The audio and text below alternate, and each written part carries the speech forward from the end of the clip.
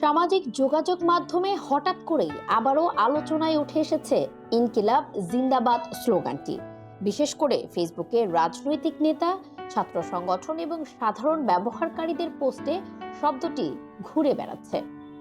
এর পেছনে রয়েছে ভাষা ও রাজনৈতিক পরিচয় ঘিরে নতুন বিতর্ক। শনিবার মহান বিজয় দিবস ও আন্তর্জাতিক মাতৃভাষা দিবস উপলক্ষে আয়োজিত এক অনুষ্ঠানে বিএনপির স্থায়ী কমিটির সদস্য ইকবাল হাসান মাহমুদ টুকু এই স্লোগান নিয়ে প্রশ্ন তোলেন। তার বক্তব্য ছিল, বাংলা ভাষাকে ধারণ করতে চাইলে ইনকিলাব জিন্দাবাদ চলতে পারে না, কারণ এটি বাংলা শব্দ নয়। বক্তব্যটি সামাজিক মাধ্যমে ছড়িয়ে পড়ার পরপরই শুরু হয় নানা ধরনের তর্ক ও বিতর্ক। ঐতিহাসিকভাবে ইনকিলাব জিন্দাবাদ উপমহাদেশের ব্রিটিশ বিরোধী আন্দোলনের একটি শক্তিশালী স্লোগান। ইতিহাসবিদদের মতে 1921 সালে উর্দু কবি ও কমিউনিস্ট নেতা মাওলানা হাসরাত মোহানি প্রথম এই শব্দটি ব্যবহার করেন। তবে রাজপথে একে জনপ্রিয় করে তোলে বিপ্লবী নেতা ভগৎ সিং। 1929 সালে দিল্লি কেন্দ্রীয় আইনসভায় বোমা নিক্ষেপের সময় তিনি এই স্লোগান দেন।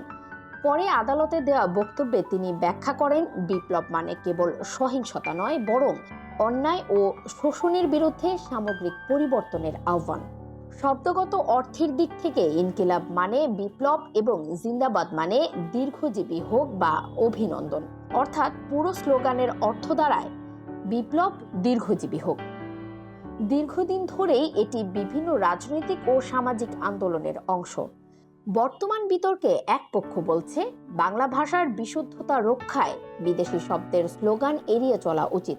অন্য পক্ষের যুক্তি, কোনো শব্দ যদি সংগ্রামের ইতিহাসে জায়গা করে নেয়, তবে সেটি ভাষার সীমা ছাড়িয়ে মানুষের সম্পদে পরিণত হয়। ফলে প্রশ্নটা এখন কেবল একটি স্লোগানকে ঘিরে নয়, বরং ভাষা, পরিচয় এবং রাজনৈতিক ঐতিহ্যের জায়গা থেকে বিষয়টিকে কিভাবে দেখা হচ্ছে তা নিয়ে। আর সেই কারণে ফেসবুকের নিউজ ফিডে আবারও ট্রেন্ডিং ইনকিলাব জিন্দাবাদ। ইসরাত জাহান মনিকা, দেশের কণ্ঠ।